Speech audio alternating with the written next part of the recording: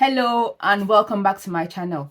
So today I'm here to talk about 5 foods that I've stopped eating because I want to live a healthier and a longer life.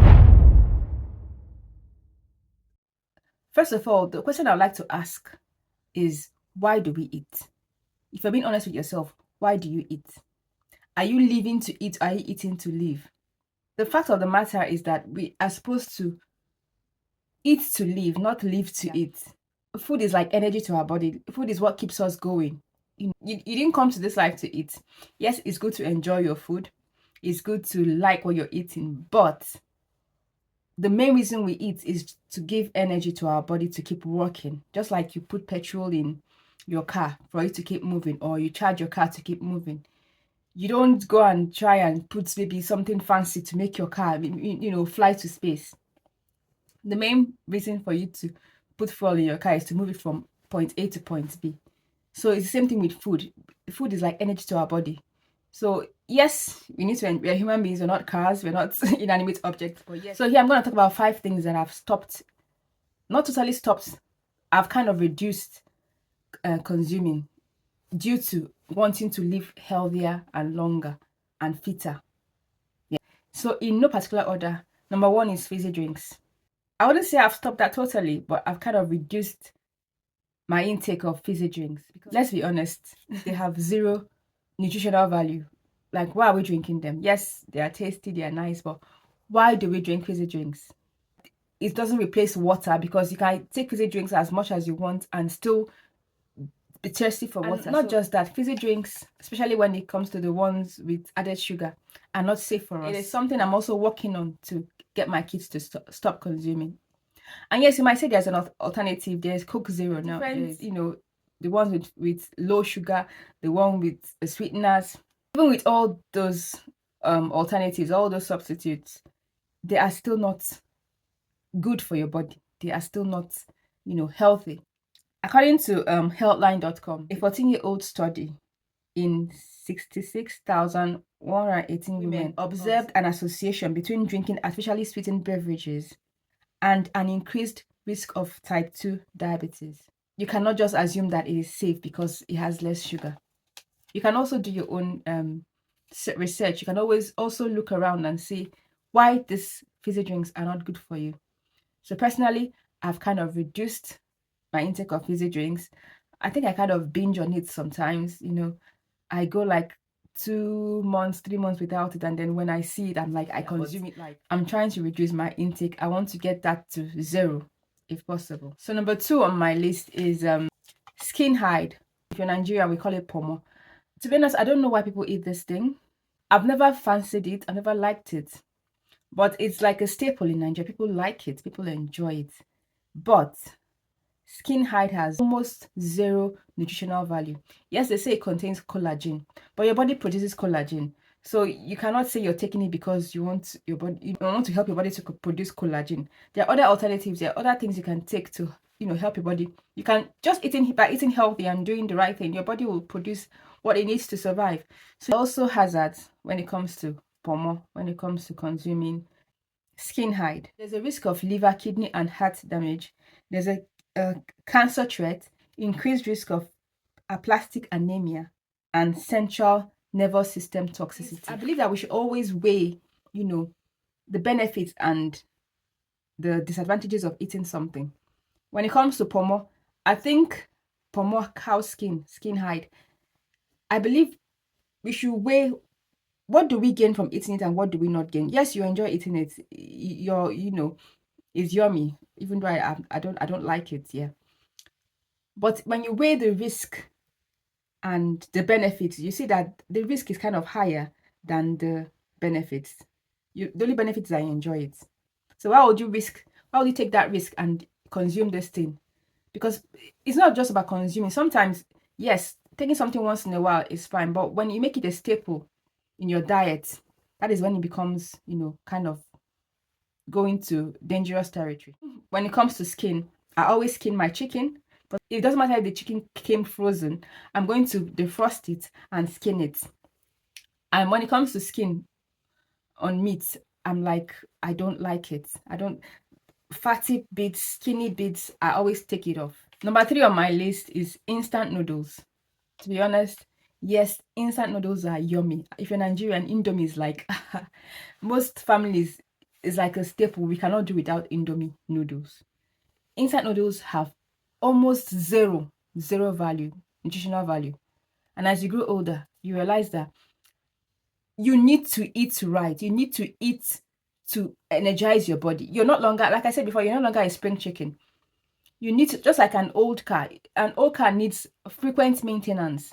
You cannot use an old car the way, yes, I'm using cars as an analogy, but we're not inanimate objects. But yes, a car is always a good reference point. An old car needs to be pampered. You need to be, you need to take care of it. You need to lubricate it. You need to work on it frequently compared to a new car. So you cannot compare yourself to your 5-year-old or your 6-year-old or 12-year-old. So as you get older, you need to eat foods that will not just to enjoy it. Yes, you can enjoy healthy foods. You should stop, occupying your the space in your tummy with unhealthy things when there are other healthy alternatives that will actually help your body. To be honest, personally, it's always best to introduce all this healthy eating lifestyle to your kids when they are younger. Let it be like something that they grow up with. It's very hard to break bad habits. It's something we see all the time. Once you see a parent that is on the bigger side, their kids tend to follow in that regard. And that's why people now say it runs in the family. It's not about running in the family. It's just because of the lifestyle. If a parents live a healthy lifestyle, you're more likely to follow in their path. And if they don't, you're much more likely to follow in that same path, because you have to eat what they give you. It's as simple as that. Kids learn from you. They're looking at you. So I think it's also best to introduce these things as kids. Honestly, if you ask me, Indomie should be like once in a blue. Cut down on it. The sodium there. I believe there are healthier alternatives to noodles. Number 4 is cornstarch. I've never really understood when people say they're eating starch. You just make starch and then make some soup and eat it with starch. I'm like, whew. So according to verywellhealth.com, there is little nutritional value to cornstarch, and it can potentially raise your blood sugar. Eating cornstarch in small amounts is okay, but it should be avoided in large quantities due to its highly processed nature and lack of essential vitamins and nutrients. And like I said before, if you're getting older, what are you eating? Things that will just take up space in your tummy for no reason. It won't give you energy. It won't help your body work. What is the point of it? What is the point of it? And the last but not the least is juice. Processed juice. Juice from concentrate. Juice not from concentrate. Smoothies. Let's start with juice from concentrates. This is just mainly sugar and maybe sweeteners, and then water and some coloring. That's what you're drinking. It doesn't do anything for your body. When it comes to nutrients, it has almost nothing. You're just drinking sugar, sweeteners, and chemicals. That's what it is. Let's move on to juice not from concentrate. What happens in juice not from concentrate is that they've taken out all the pulp, they've taken out all the roughages, they've squeezed out just the juice. It's almost the same thing as taking just sugar.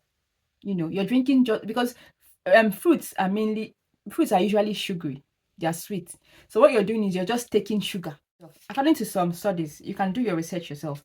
If you compare juice not from concentrate, that is the one that you squeeze out, you take out the pulp and then just get the juice. Compare it to Coke with not zero Coke, as in Coke, the normal Coke or Fanta or whatever. The juice from juicing, not from concentrate, the juice from pure fruits has even more sugar compared to your normal Coke, not your diet Coke. So you might think you're doing the healthy thing, you're drinking juice. It's not. There's nothing healthy about it. Raising your blood sugar for no reason, especially if you're diabetic or if you have high blood pressure, that is a no-no. Let's go to smoothies. Yes, you might say, okay, I'm not taking a juice from concentrate. I'm not taking fizzy drinks. I'm not taking squeezed juice or blended, whatever. I'm taking both the rough I'm taking the whole thing just blended together and I'm drinking it.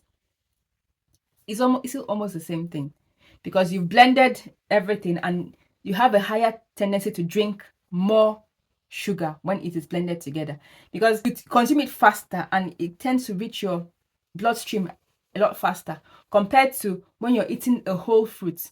It takes its time to digest. It does the work in your body. The nutrients are squeezed out of your body, and it slowly releases into your bloodstream. Compare it to taking, you've blended the fruits and everything, you just drink it at once. There are health benefits to, smoothies, but still, I'm talking about fruit smoothies here, but still, you need to cut down on it as you grow older. So then let's move to vegetable smoothies. Yes, we've cut out the fizzy drinks, we've cut out the juice from concentrated, we've cut out the, juicing the whole fruit. Now we are going to vegetable smoothies. Yes, it's all fine and good. You're making vegetable smoothies, but do you know that those vegetables you buy from the supermarket, doesn't matter how you wash them, there are pesticides, there are things that are going to stick on those vegetables. Like I said, it doesn't matter how you wash them.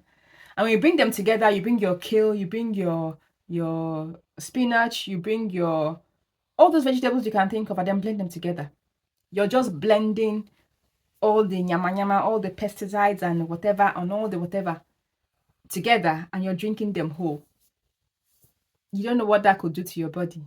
As opposed to, taking it, maybe just bring the vegetable, cook it, steam it, and then you've taken out some of those toxic things that might be lying about on it.